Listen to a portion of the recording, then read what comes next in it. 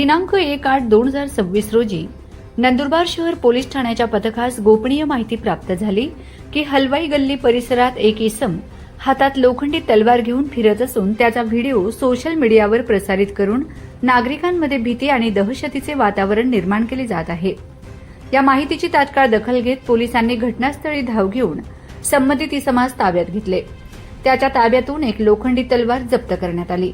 या प्रकरणी कासिम मुस्ताक हलवाई वय 27 वर्ष राहणार बोडगाव तालुका जिल्हा नंदुरबार याच्या विरुद्ध नंदुरबार शहर पोलीस ठाण्यात गुन्हा दाखल करण्यात आला असून पुढील तपास सुरू आहे।